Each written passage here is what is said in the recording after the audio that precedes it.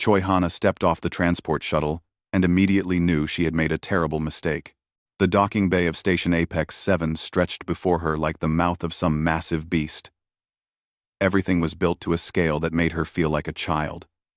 The doorways rose 20 feet high.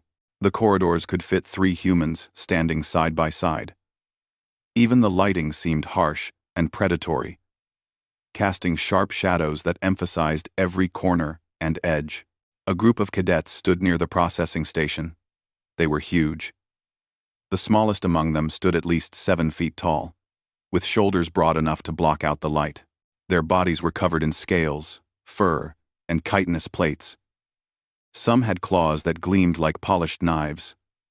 Others had teeth that jutted from their jaws, even when their mouths were closed. They all turned to look at her when she walked past. The silence felt heavy and dangerous. Hana kept her eyes forward and walked to the registration desk. The officer behind it was a Scarian, a species she had studied during her preparation. Reptilian features, crimson scales, vertical pupils that narrowed when he looked down at her. His name tag read, Draxnar. Name, he said. His voice sounded like gravel, grinding together. Choi Hana. Human. Reporting for Predator track training. Draxnar's pupils contracted to thin slits. Behind her, she heard something that might have been laughter. It sounded more like growling. You understand what the Predator track is? Draxnar asked. Yes, sir. Advanced combat training for apex predator species. And you believe you qualify? Hana met his eyes. I passed the entrance examinations, sir. Same as everyone else. Draxnar stared at her for a long moment.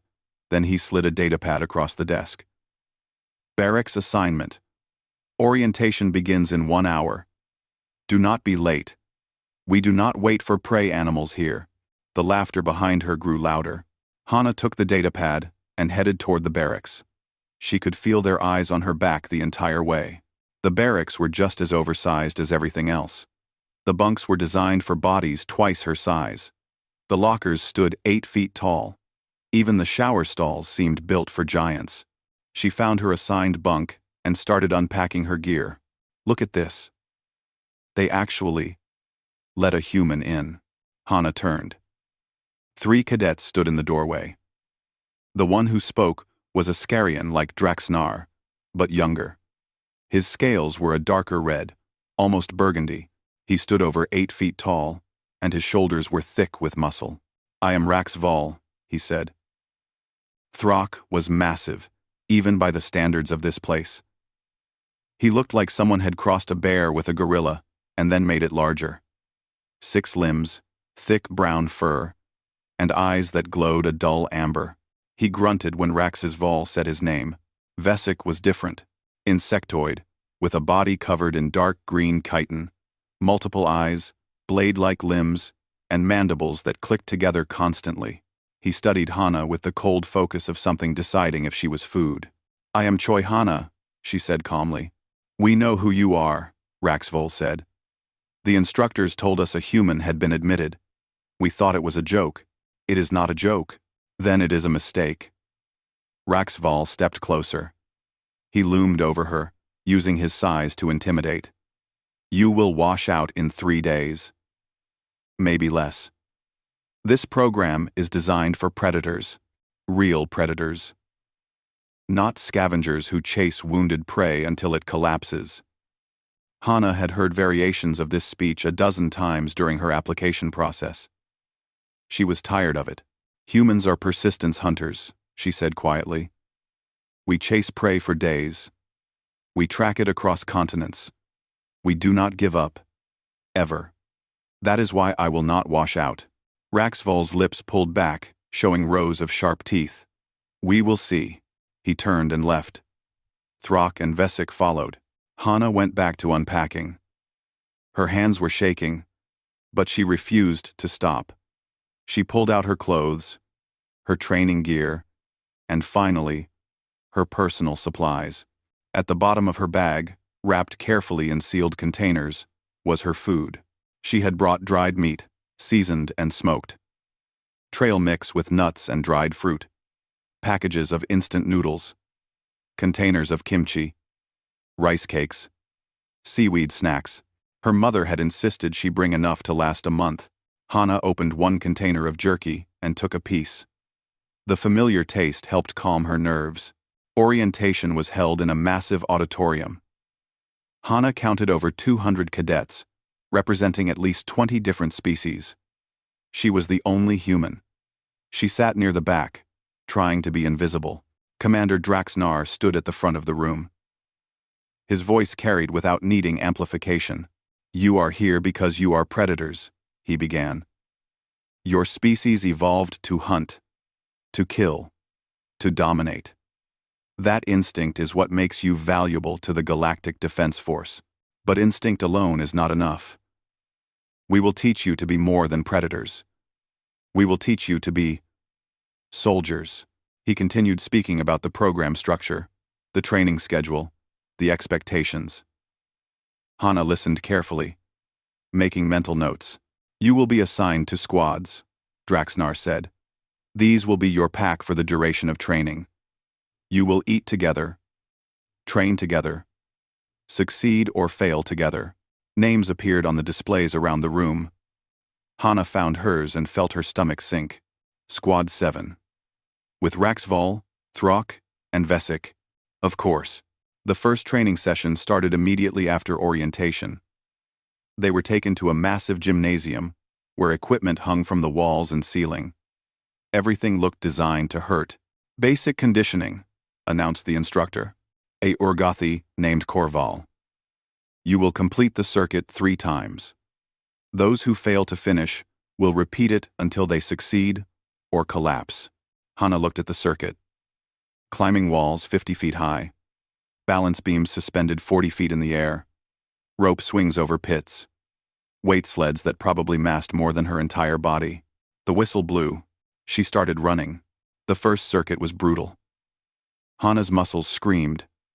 Her hands bled from the rough surfaces. She fell twice from the balance beams and had to start those sections over. But she finished. The second circuit was worse. Several larger cadets had already collapsed. Hana's vision started tunneling. She focused on one obstacle at a time, refusing to think about anything else. She finished the second circuit. Halfway through the third circuit, her arms gave out on the climbing wall. She hung there, fingers slipping, muscles refusing to respond. Below her, she could hear other cadets laughing. Then she heard Draxnar's voice. "If you cannot climb, then you will hang there until you can, or until you fall." Hana closed her eyes. She thought about every person who had told her she was not strong enough, not fast enough, not deadly enough. She thought about the transport ticket home that was already purchased, waiting for when she failed. She started climbing again. Her fingers found holds, her legs pushed. Inch by inch, she moved upward. When she reached the top, she lay on the platform, gasping for air. But she had made it. She finished the third circuit dead last. Most of the other cadets had already returned to the barracks. But she had finished. In the barracks, she collapsed on her bunk. Her entire body hurt. She wanted to shower, but was not sure she could stand long enough. "You actually finished." She opened her eyes. Raxval stood next to her bunk, looking down at her. "I told you," she managed to say. Something that might have been respect flickered in his eyes. Then, it was gone. "Tomorrow will be harder," he said, and walked away. Hana lay there for another 10 minutes before forcing herself to sit up. She needed food. The cafeteria would have something. But she did not want to face the crowd right now. She reached into her locker and pulled out her container of jerky. The smell hit her immediately, rich and savory. She took a piece and chewed slowly. The door to the barracks opened. Raxval walked back in, followed by Throck and Vesic. They stopped when they smelled the air. Raxval's nostrils flared. "What is that?" "Food," Hana said. "What kind of food?" His eyes were fixed on the container. Hana looked at the 3 of them. They were staring at her, jerky the way cats stared at birds. She made a decision. Dried meat. I made it myself. She held out the container. Would you like to try some? Raxvol reached out slowly, as if expecting a trick. He took a piece and put it in his mouth. His pupils dilated instantly. What sorcery is this? He whispered. The first week of training nearly killed Choi Hana 3 times. On the second day, they were thrown into zero-gravity combat simulations. The other cadets adapted quickly, using their claws and natural weapons to grip surfaces and propel themselves through space. Hana spun helplessly for the first hour, trying not to vomit. By the end of the day, she had learned to use momentum and angles instead of strength. It worked, but barely.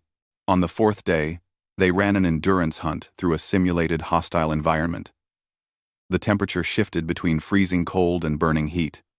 The terrain changed every few minutes. Obstacles appeared without warning. Hana fell behind within the first mile. The larger cadets pulled ahead easily, their powerful legs eating up distance. But Hana kept running. When the others stopped to rest after 10 miles, she caught up. When they stopped again after 20 miles, she was still moving. By mile 30, several of the largest cadets had collapsed from exhaustion. Hana was still running. She crossed the finish line in the middle of the pack. Not fast, but she had never stopped. On the 6th day, they practiced tactical combat in dense forest terrain. Hana was ambushed by a Krill cadet who moved through the trees like a shadow. She barely saw him before his training blade hit her 3 times, marking her sensors as eliminated. She sat against a tree afterward, frustrated and angry at herself. That evening, back in the barracks, she opened her locker and pulled out a package of dried squid. She had been rationing her food, making it last. But right now she needed the comfort of something familiar. The smell filled the barracks immediately. Raxvol appeared from his bunk. Ever since trying her jerky on that first night, he had become strangely aware of when she was eating. He never asked for food directly, but he always seemed to be nearby when she opened her containers. What is that one? He asked. Dried squid. It is spicy. May I try? Hana handed him a piece. She had learned that sharing food made the barracks more tolerable. The other members of Squad 7 had started treating her less like prey and more like a strange puzzle they were trying to solve. Raxvol bit into the squid. His eyes widened. Throck lumbered over, drawn by the smell. The massive Urgothi said little, but he had stopped growling at Hana after she had given him some honey-roasted almonds on the 3rd day. Now he simply grunted and held out one enormous paw. Hana gave him a piece of squid. Vesik clicked from his corner, his compound eyes reflecting the light. The insectoid cadet was harder to read than the others, but even he had started joining them during these evening food sessions. The human's food is strange, Vesik said in his clicking voice. But effective. I performed better today after eating her morning snacks. Raxvol nodded slowly. I noticed the same thing. The salts and sugars, they provide quick energy. Hana had not thought about it that way, but it made sense. Her food was designed for human metabolism, which ran on endurance rather than explosive power. Maybe that translated well for sustained training. I bring enough to share, she said. If it helps the squad perform better, then we all benefit. Throck grunted his agreement. Raxvol studied her with those vertical pupils. You think in terms of the squad, he said. Not just yourself. Is that not the point of being in a squad? For most species here, squad assignments are just administrative. We compete as individuals. The strong rise. The weak fall. That seems inefficient, Hana said. Raxvol's head tilted. Explain. If everyone competes, then everyone fights alone. But if the squad works together, we are stronger than the sum of our parts. Basic human pack tactics. Humans hunt in packs? Of course. We are not strong enough to hunt large prey alone, so we work together. Coordinate. Communicate. 1 human is weak. 10 humans are deadly. Vesik clicked rapidly, which Hana had learned meant he was thinking. This explains the persistence hunting. You tire prey not through individual strength, but through coordinated pursuit. Yes, we take turns chasing. We track. We plan. We adapt. The prey never gets to rest because there is always another human coming. Throck shuddered. That sounds terrifying. It is how we became apex predators on our world, Hana said simply. The next day brought a new challenge. They were given a 72-hour survival exercise in a hostile wilderness zone. Each squad would be dropped in a different area with minimal supplies. They needed to survive, navigate to a checkpoint, and return. Squad 7 was dropped in a rocky canyon region with extreme temperature shifts. They had water purification tablets, basic medical supplies, and nothing else. The first day went poorly. Raxvol wanted to head directly for the checkpoint. Throck wanted to find shelter first. Vesik wanted to scout the area. They argued for an hour. While the sun beat down on them, Hana said nothing.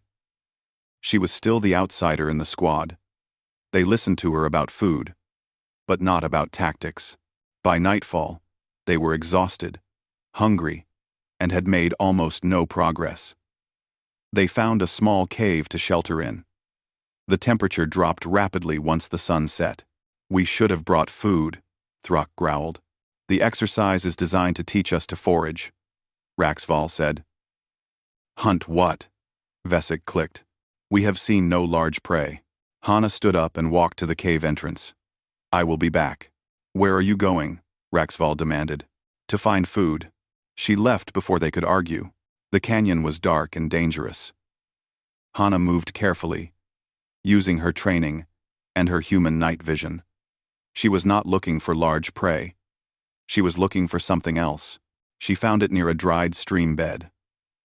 Small burrowing creatures, probably rodent analogs. They would be underground during the day but came out at night to feed. Hana had brought fishing line and a few hooks in her personal gear. She set simple snares near the burrow entrances, using bits of her ration bar as bait. Then she searched for plants. She recognized several types from her xenobotany studies. Some were edible. Some could be used for seasoning. She gathered what she needed. By the time she returned to the cave, she had 3 of the small creatures and a bundle of plants. The squad stared at her. You actually caught something, Raxvol said. Not caught. Trapped. Easier. Hana started building a fire using rocks and dried vegetation. And I found seasonings. You can make fire? Throck leaned closer, fascinated. Humans have been making fire for hundreds of thousands of years. It is one of our oldest skills. She cleaned the creatures, using her knife to prepare them properly. She found flat rocks to use as a cooking surface. While the meat cooked, she prepared the plants, creating something like a sauce. The smell began to fill the cave. All 3 of her squad members moved closer, drawn by the scent. Their predator instincts recognized cooked meat. But there was something more. The seasoning, the smoke, the careful preparation. This was not just food. This was a meal. When it was ready, Hana divided the portions. It was not much, but it was better than nothing. They ate in silence. Finally, Raxval spoke. On my world, the one who provides the kill leads the hunt. This is different, Hana said. This is not about who is strongest. This is about who thinks ahead, plans, prepares. She hunts differently, Throck said slowly. Smarter. Vesik clicked in agreement. Not stronger, but more efficient. She expends less energy for the same result. Raxval stared at the fire. The flames reflected in his vertical pupils. You think we should coordinate more? Work as a pack. I think we will perform better if we do, Hana said. But it is your decision. The second day of the survival exercise went differently. When Raxval suggested a route, he asked for input. When Throck spotted potential danger, they discussed how to avoid it. When Vesik found a water source, they worked together to purify enough for everyone. They reached the checkpoint ahead of schedule. On the third day, They encountered another squad. The other group was aggressive, trying to steal their supplies. Squad 7 did not fight them as individuals. They moved as a unit, coordinating their actions. The other squad retreated, confused by the organized response. When they returned to the academy, several instructors were waiting. Squad 7, Commander Draxnar said. You completed the exercise efficiently. More importantly, you worked as a unit. This is unusual. Raxvol glanced at Hana, then back at the commander. We learned to coordinate. Good. This is what we try to teach. Most squads take months to learn this. You learned in days. Draxnar's eyes moved to Hana. I suspect the human had something to do with this. She taught us about pack tactics, Vesic said.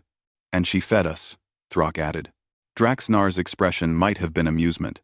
It was hard to tell with Scarians. Interesting. Return to barracks. Rest. Tomorrow will be harder. In the barracks that evening, Hana pulled out her instant ramen packages. She had been saving them for a special occasion. This seemed like a good time. She heated water using the barracks' small kitchen station. She prepared 4 bowls, adding kimchi, seaweed, and the packets of seasoning. The smell drew the entire squad to the small table. What is this? Raxvol asked. Ramen. Quick food. Comfort food. My mother made sure I brought enough to share. They ate together, sitting around the small table. It should have looked ridiculous. 3 massive alien predators and 1 small human, eating noodles from bowls. But it felt right. Tomorrow we have tactical combat scenarios, Vesic said between bites. I reviewed the training schedule. They will test our coordination under stress. Then we will show them what Squad 7 can do, Raxval said. He looked at Hana. What do you suggest? Hana smiled. I suggest we stop acting like solitary predators and start acting like a pack. The inter-squad competition started in the 3rd week of training. Commander Draxnar announced them during morning formation, his voice echoing across the assembly ground. You have learned individual skills, he said. Now you will learn to apply them as units. Each squad will compete in hunting scenarios, tactical operations, and combat trials. Your performance will determine your ranking and your future assignments. Choi Hana stood with Squad 7, feeling the tension radiating from her teammates. Raxvol's tail twitched, a sign of anticipation. Throck's massive hands flexed repeatedly. Even Vesic's usual stillness seemed charged with energy. First scenario begins in 1 hour, Draxnar continued. Squad assignments will be posted. Dismissed. The crowd dispersed. Hana followed her squad back toward the preparation area. We can win this, Raxval said, his voice tight with excitement. We are strong. Fast. We will dominate. We should focus on the objective, Hana said quietly. Not just on fighting. Raxval glanced at her. The objective is to defeat the other squads. Is it? Or is it to complete the mission parameters most effectively? Before Raxval could answer, the scenario details appeared on their data pads. It was an ambush exercise. 1 squad would defend a position, while 2 others attempted to breach it. Squad 7 was assigned as one of the attacking forces. They gathered in the staging area, reviewing the tactical layout. The defensive position was a fortified bunker complex, with multiple entry points and overlapping fields of fire. We hit them hard and fast, Raxval said immediately. Throck breaks through the main entrance. Vesic and I flank from the sides. Hana provides support. Hana studied the layout more carefully. The main entrance is a kill zone. They will have it heavily defended. So, we hit it harder, Raxval growled. Or, there is no time for complicated plans. We go in, aggressive. We overwhelm them. The scenario began. Squad 7 charged forward. Raxval led the assault, moving fast and low. Throck thundered behind him, a living battering ram. Vesic moved through the shadows, his blade limbs ready. Hana followed, trying to coordinate their movements, but they were not listening. They were hunting, each following their individual instincts. It was a disaster. The defending squad had anticipated the aggressive approach. Crossfire cut down Raxval within seconds, his training sensors flashing red to indicate elimination. Throck made it to the entrance before simulated explosives took him out. Vesic lasted longer, but without support, he was isolated and eliminated. Hana never even made it close to the objective.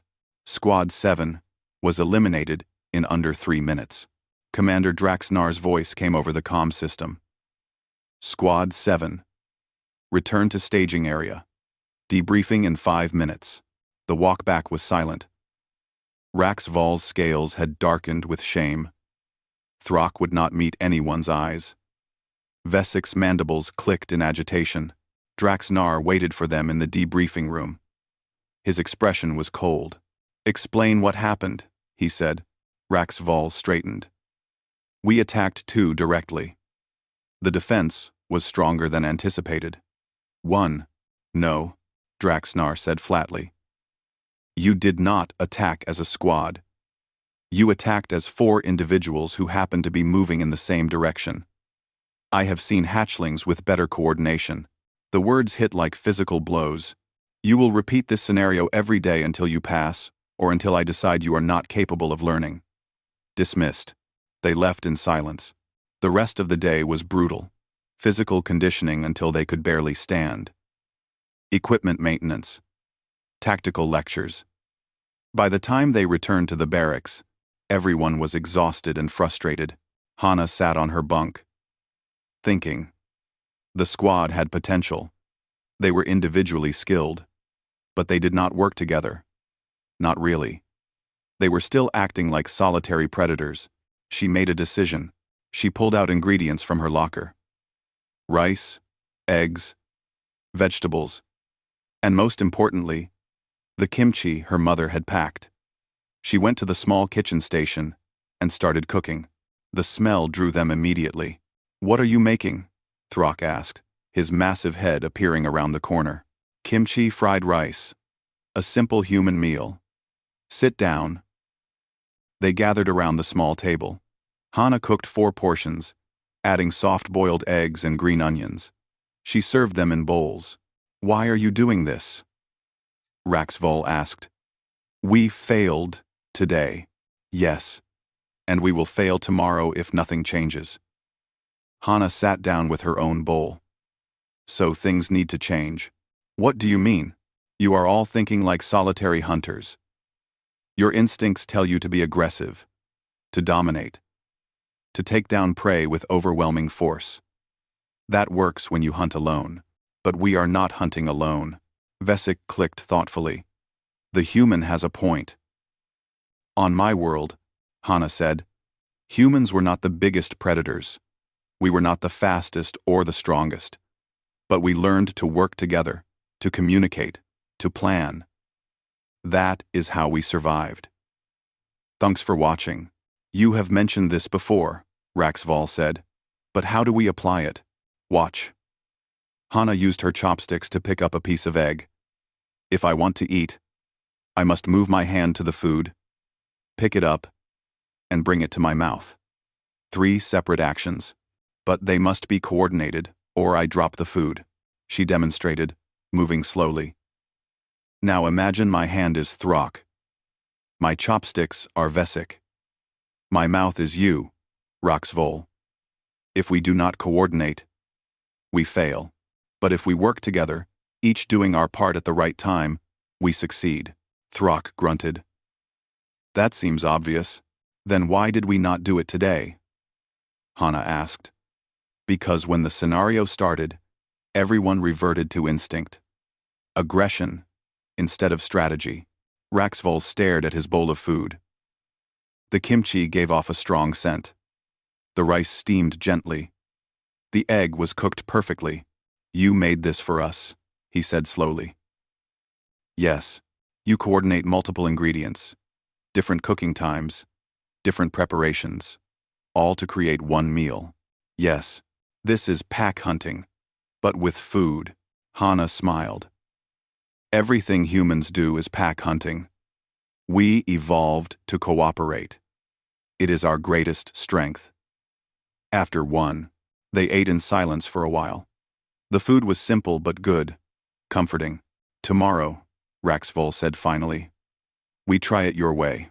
The next day, Squad 7 approached the scenario differently. They gathered before the mission start. Hana spread out the tactical map. Throck, you are the strongest, she said. But you do not lead the attack. You wait. You are our battering ram. But only when we need you. Throck nodded slowly. Vesic, you move through shadows. You scout ahead. Find weak points. Vesic's mandibles clicked in acknowledgement. Raxvol, you are fast and aggressive. Good. But you wait for Vesic's report. Then you strike where the enemy is weakest, not where they are strongest. Raxvol's vertical pupils narrowed. And you? I coordinate. I watch the big picture. That makes you the leader. That makes me the coordinator. Like chopsticks bringing food to the mouth. I do not do the important work. I just make sure it happens at the right time. The scenario began. This time, Squad 7 moved differently. Vesic went ahead, his insectoid body perfect for infiltration. He identified the defensive positions and reported back through comm. Hana studied the information. They are heavy on the main entrance. Light on the east side. Throck. Position here. She marked a point on the map. When I give the signal, you break through their east barricade. What about us? Raxvol asked. You and I create a distraction on the west side. Make them think. That is where the main attack comes from. When they shift forces to respond, Throck breaks through, and Vesic goes in behind him. That is actually clever, Raxvol admitted. They executed the plan precisely. Hana and Raxvol made noise on the west side, drawing defenders away from their positions. The moment the enemy committed forces to respond, Hana gave the signal. Throck crashed through the east barricade like an avalanche. Vesic was through the gap before the defenders could react. Raxvol and Hana pressed the west attack, keeping the enemy divided. Squad 7 captured the objective in 90 seconds. Commander Draxnar's voice came over the comm. Squad 7, victory. Return for debriefing. They walked back together. No one spoke, but Hana could feel the difference. They had moved as one unit, each doing their part. In the debriefing room, Draxnar studied them with those cold reptilian eyes. Explain the difference between yesterday and today, he said. Raxvol stepped forward. Yesterday we fought as individuals. Today we fought as a pack. The human taught us. Draxnar's gaze moved to Hana. You coordinated the attack. I suggested an approach. They executed it. You led them. I coordinated them. They are all more capable than me in combat. But someone needs to watch the whole battlefield. Draxnar was quiet for a moment. This is an advanced concept. Most squads do not learn this for months. You learned it in days. The human made us understand, Vesic said. She used food as a metaphor. Food? Cooking requires coordination. Hana explained. Multiple ingredients, different timing, all working together. It is the same as tactical operations. Something that might have been respect flickered in Draxnar's eyes. Interesting. Dismissed. That evening, Hana prepared a celebration meal. Korean fried chicken, made using the kitchen station's cooking equipment. She had been saving the ingredients for something special. The smell filled the barracks. Squad 7 gathered around the table. Hana had prepared multiple sauces, different flavors. She showed them how to dip the chicken, how to combine flavors. Throck took one bite and roared with pleasure. The sound echoed through the barracks, bringing curious faces to doorways. Vesic's mandibles clicked rapidly, his version of laughter. Raxvol ate slowly, savoring each bite. Then he set down his food and looked at Hana. You provide for us, he said formally. You lead us. You make us stronger as a unit. I just coordinate, Hana said. No. Raxvol's voice was firm. You do more than coordinate. In my culture, the one who provides and leads is called Alpha. Hana froze. I am not your... You are, Throck interrupted. In my culture too. The one who makes the pack strong is Alpha. Among my people. Vesic clicked. The one who sees the pattern and guides others is called hive mind. It is similar. You are our Alpha. Hana looked at the three of them. These massive, deadly predators. Looking at her with something that resembled respect. I am just trying to help the squad succeed, she said quietly. Yes, Raxval said. That is what an Alpha does. Word spread quickly through Station Apex 7. The human in Squad 7 had done something unusual. She had turned 3 of the most aggressive cadets in the program into a coordinated unit. Other squads noticed. Instructors took note. And some did not like it. Cravath was a Scarian from a noble bloodline. His scales were darker than Raxval's, almost black, marked with ceremonial scarring that indicated high rank. He led Squad 3, which had a reputation for brutality. They won exercises, not through coordination, but through overwhelming aggression. Choi Hana first encountered Cravath in the cafeteria. She was eating lunch with Squad 7. When he approached their table, his squad followed behind him, 5 cadets who all carried themselves with the same arrogant confidence. So this is the human everyone is talking about, Cravath said. His voice was smooth, almost pleasant, but there was contempt underneath. The one who thinks she can teach predators how to hunt. Hana looked up at him. I do not teach hunting. I teach coordination. Same thing, little human. And you are wrong. Predators do not need coordination. We need strength, aggression, the will to dominate. He leaned down, putting his face close to hers. You are making these cadets weak. Raxval stood up, his chair scraping back. Cravath, leave our squad alone. Your squad? Cravath laughed. You take orders from prey now, Raxval? How shameful. Your clan would be embarrassed. My squad is none of your concern. Actually, it is. Cravath straightened. I am challenging Squad 7 to an unofficial combat trial to prove that your coordination is worthless against real predator strength. The cafeteria had gone quiet. Everyone was watching. We do not need to prove anything. Hana said calmly. Scared? Cravath smiled, showing rows of sharp teeth. Or, do you know you will lose? Throck growled, a deep rumbling sound. Vesic's blade limbs twitched. Even Raxval looked ready to fight right there. Hana put a hand on Raxval's arm. If we accept, where and when? Training arena. Tonight. After formal hours.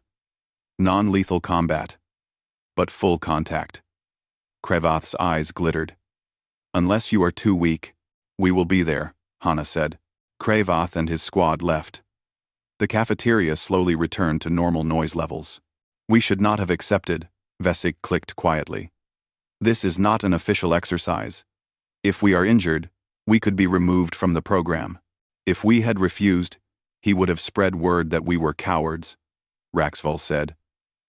Honor does not matter if we fail the program, Vesic pointed out. We will not fail, Hana said. And we will not lose. Throck looked at her. You have a plan? I am working on one. Come back to the barracks. We need to prepare. That evening, before the trial, Hana cooked. She made kimchi stew, thick and hearty, with pork belly and tofu. She made rice. She made banchan, small side dishes that her mother had taught her. Squad 7 gathered around the small table, watching her work. Why are you cooking now? Raxval asked. We have a fight in 2 hours. Because we need to eat. And because this helps me think. 1. She served the food. They ate together.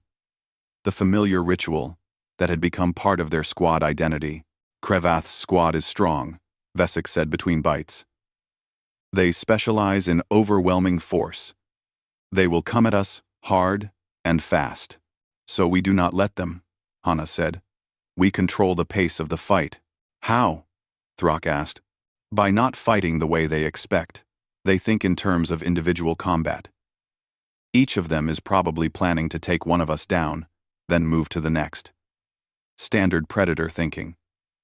And we think differently, Rax Vol said slowly. Yes, we protect each other. If someone is in trouble, the squad responds. We make them fight all of us at once, not one at a time. That goes against our instincts, Vesic pointed out.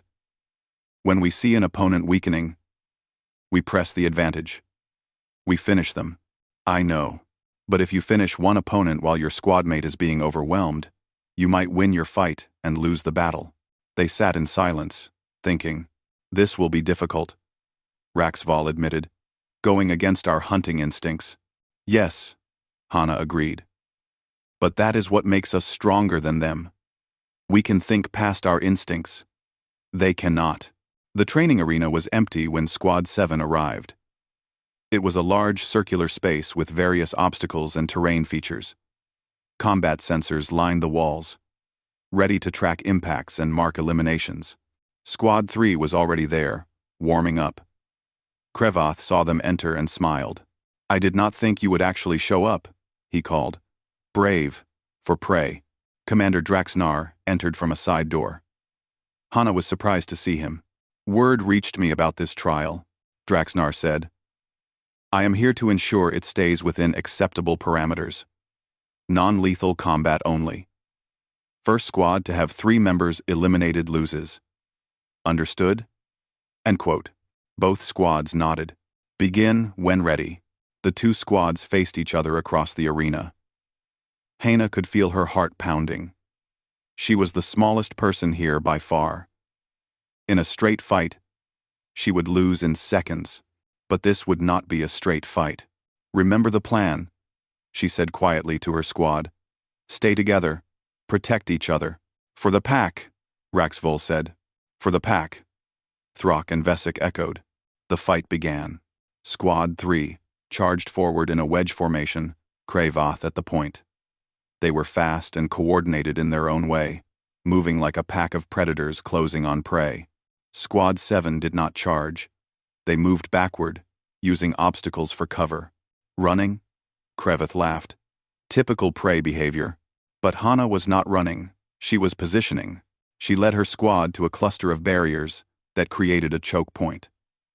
When Squad 3 followed, they had to break formation to pursue through the narrow space.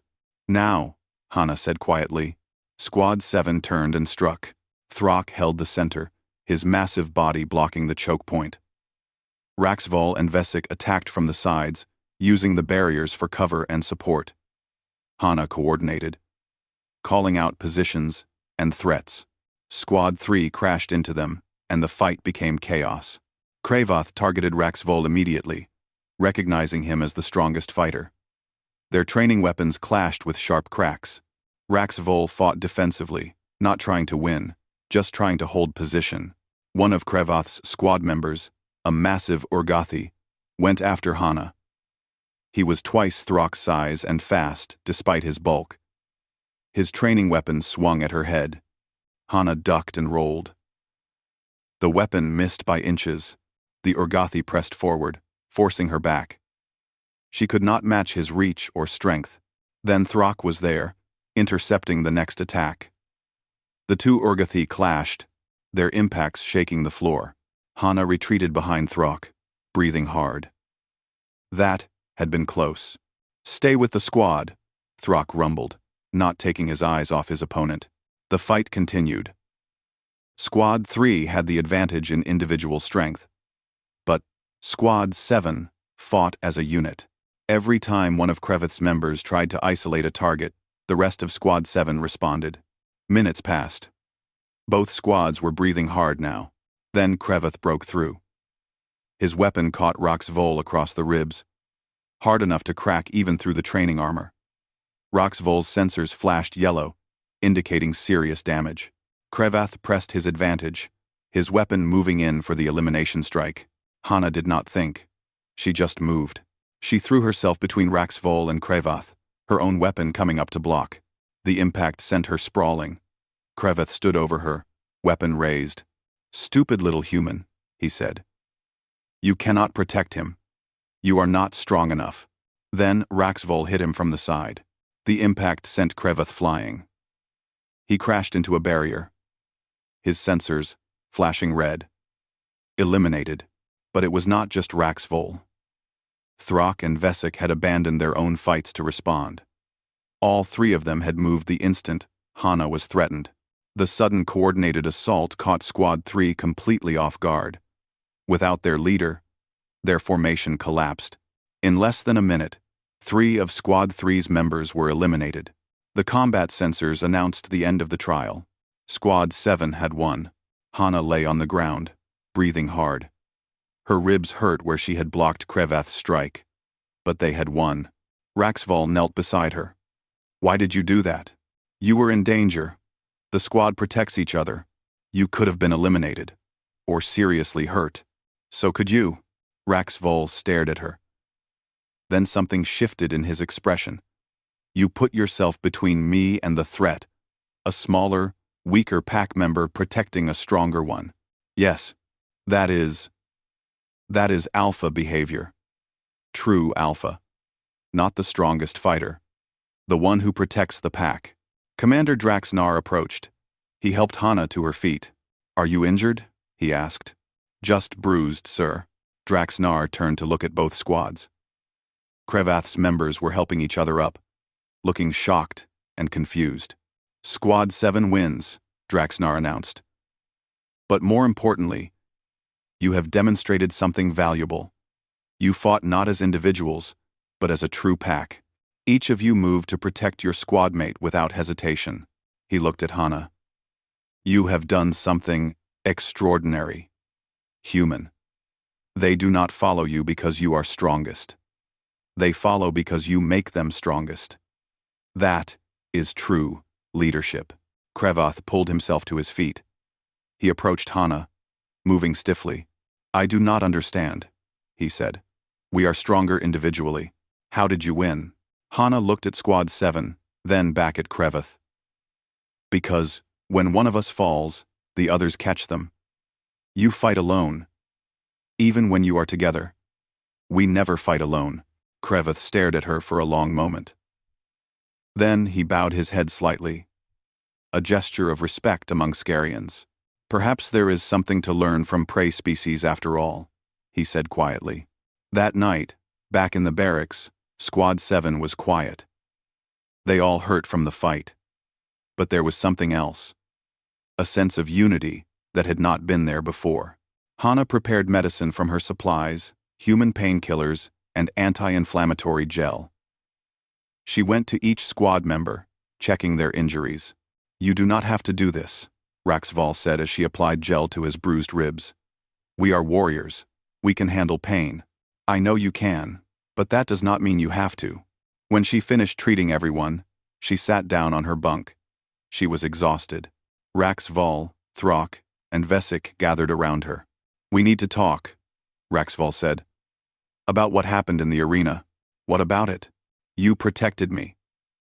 Put yourself at risk. That is not something a coordinator does.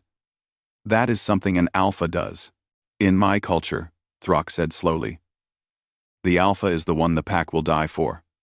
But also, the one who will die for the pack. You proved. You are that one." Vesik clicked in agreement. "You are our alpha. We follow you. We protect you. And you protect us. That is the bond." Hana looked at them. These massive predators who had become more than squadmates. They had become her pack. "All right," she said softly. "If that is what you want, it is what we need," Raxvol said. "And what you have earned." The final examination was announced during the 10th week of training. Commander Draxnar stood before the assembled cadets, his expression grave. "For your final test, you will be dropped into Zone 17, a hostile wilderness area. The exercise will last 4 days. Each squad will have multiple objectives to capture while surviving the environment and each other." He let that sink in. You will be given minimal supplies, no food, limited water. You must forage, hunt, and adapt. Sensors will track your movements and mark eliminations. When your squad is reduced to one member, you are out of the exercise. The squad with the most objectives, captured, wins. Choi Hana stood with Squad 7, listening carefully. This was it. The test that would determine their final ranking and future assignments. You will be dropped at different locations, Draxnar continued. You will not know where other squads are until you encounter them. This is survival. This is tactics. This is everything we have taught you. Do not disappoint me. The briefing ended. Squads dispersed to prepare. Back in the barracks, Squad 7 gathered around their small table. It had become their planning space. The place where they worked through problems together. 4 days, Raxval said. Against all the other squads. This will be brutal. We will need to forage immediately. Vesic clicked. No food means we must hunt, or we must make alliances, Hana said quietly. 3 heads turned to stare at her. Alliances? Throck rumbled.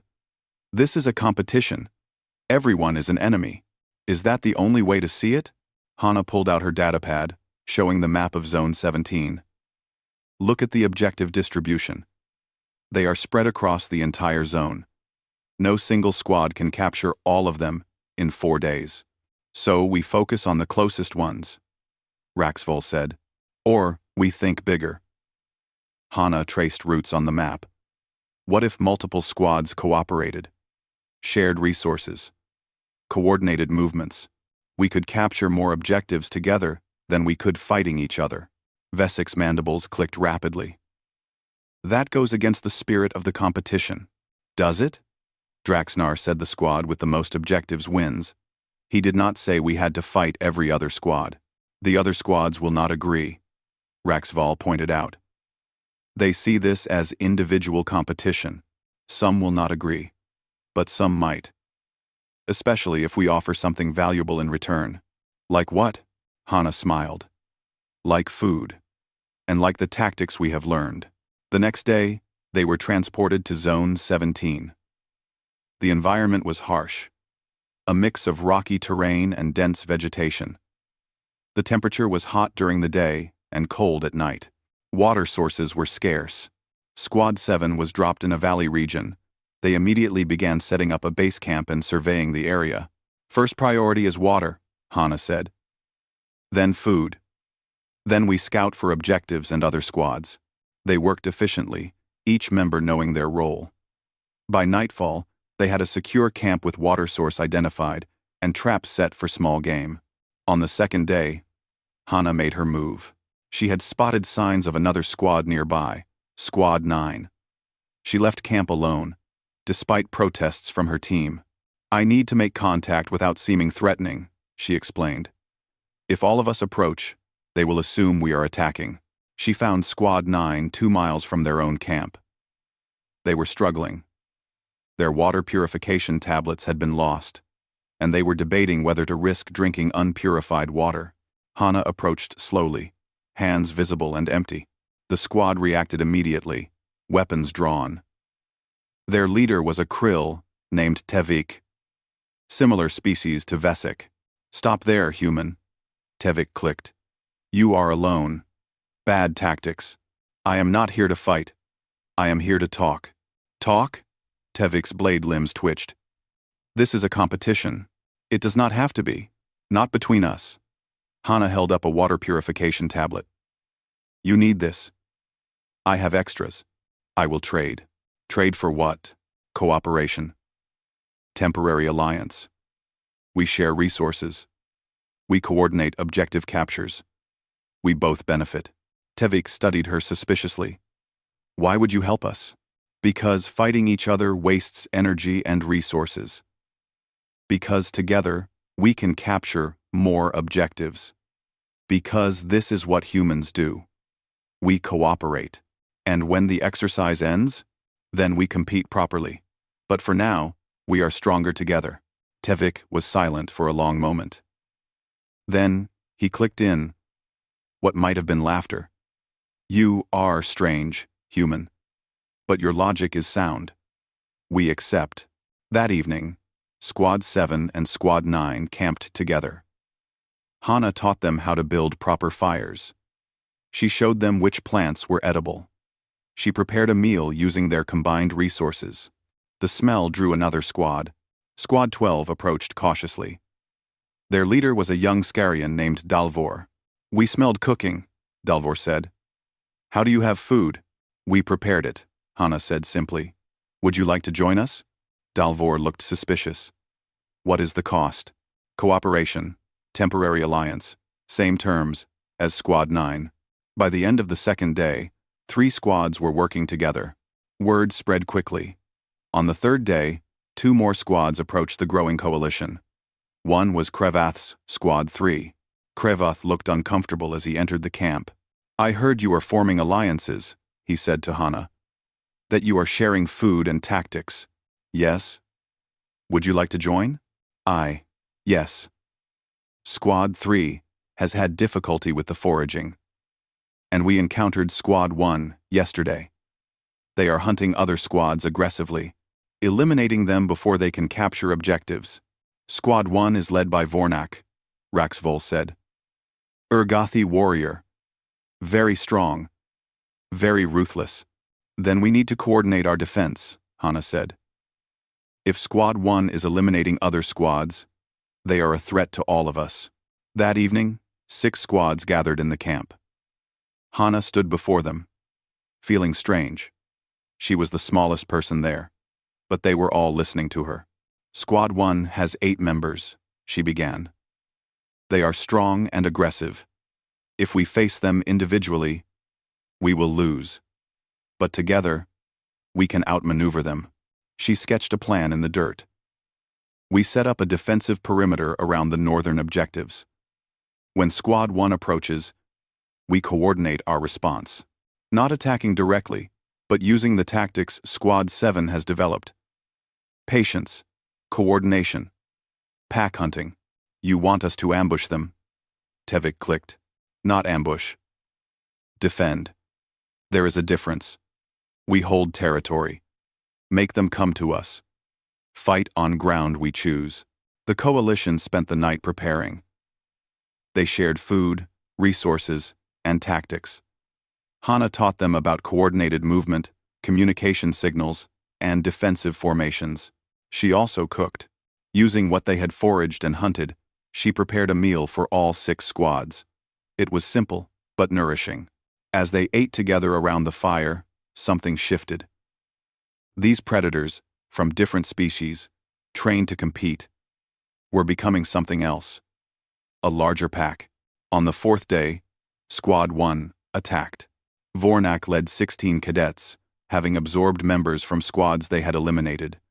They were a massive force, aggressive and confident. They found the coalition defending a cluster of objectives in a narrow canyon. Retreat, Vornak roared. Or be eliminated. Hana stepped forward. Behind her, 30 cadets from 6 squads stood ready. We will not retreat, she said calmly. These objectives are ours. Vornak laughed. You think numbers alone will save you? We are warriors. Trained killers. You are playing at cooperation. We are not playing, Hana said. And we are not just numbers. We are a coordinated force. Vornak's eyes narrowed. Then prove it. Attack. Squad 1 charged. The coalition did not panic. They moved as Hana had taught them. Defensive positions. Overlapping fields of fire. Coordinated responses. Squad 1 crashed into them like a wave hitting a cliff. But the cliff held. Throck anchored the center, his massive body absorbing impacts. Raxval and Krevath led flanking elements, using speed and coordination. Vesik and Tevik provided mobile support, moving where they were needed most. Hana coordinated from a position of overwatch, calling movements and adjustments. The battle was fierce. Training weapons clashed. Bodies collided. The narrow canyon echoed with roars and clicks and shouts. But the coalition held. Squad 1's advantage was individual strength. The Coalition's advantage was coordination. Every time one of Vornak's members broke through, 3 Coalition members responded. Slowly, Squad 1 was pushed back. Vornak himself went after Hana, recognizing that she was coordinating the defense. He was massive, even for an Urgathi. His training weapon could crush her with a single blow. He never got close. Squad 7 surrounded him instantly. Then, Squad 3 joined them. Then, Squad 9. Vornak found himself facing 12 opponents, all moving in perfect coordination. His sensors flashed red. Eliminated. With their leader gone, Squad 1's aggression faltered. Within minutes, they were completely eliminated. The Coalition had won. When the transport ships came to retrieve them, the instructors found something they had never seen before. 6 squads, working together, having captured more objectives than any single squad had ever managed in the exercise's history. Commander Draxnar stood before the assembled coalition. His expression was unreadable. "Explain this," he said. Hana stepped forward. "We cooperated, sir. Shared resources. Coordinated tactics.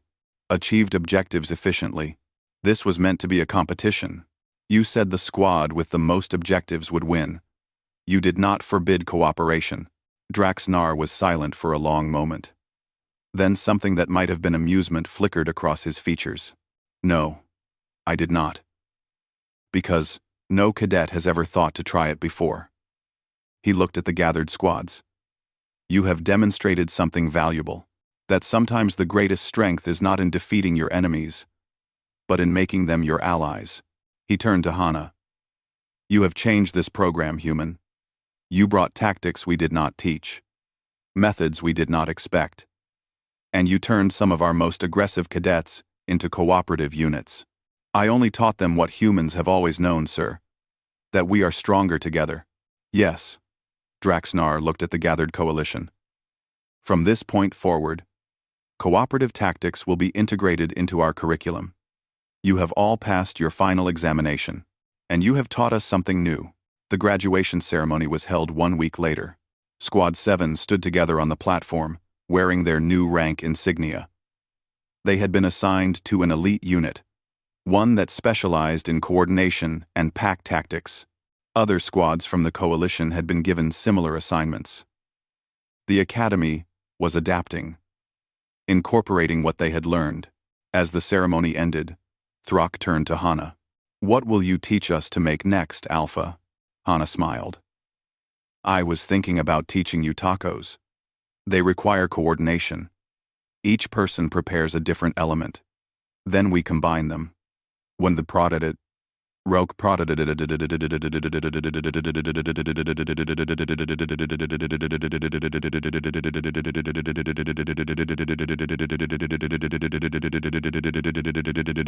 More food lessons disguised as tactical training, Raxval said. His tone was amused. Food is tactical training. Everything humans do involves cooperation. Even eating. She is not wrong, Vesic clicked. We have learned more from her meals than from half our combat drills.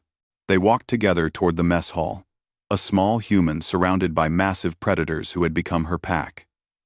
Other cadets watched them pass, some with respect, some with curiosity. Some were already asking their own squad leaders why they could not coordinate like Squad 7. Krevath approached as they reached the mess hall. "Hana," he said formally. "Squad 3 would like to request training in these cooperative tactics. Of course, we can start tomorrow. Bring your squad to our barracks. I will teach you to make dumplings. The coordination required will help with your tactical responses." Krevath looked confused. "Dumplings? Trust me. Everything connects." As they entered the mess hall together, Draxnar watched from a distance. He had trained warriors for 30 years. He thought he understood predators.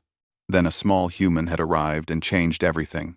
She had brought snacks, simple food, prepared with care, and in doing so, she had taught the deadliest predators in the galaxy something they had never learned before.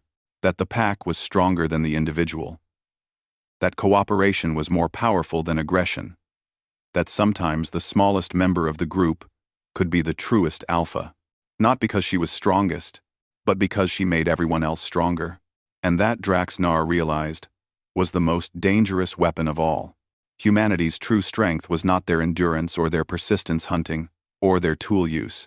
It was their ability to turn strangers into family, predators into pack, competitors into comrades, all through the simple act of sharing a meal. The human had brought snacks, and in doing so, she had changed everything.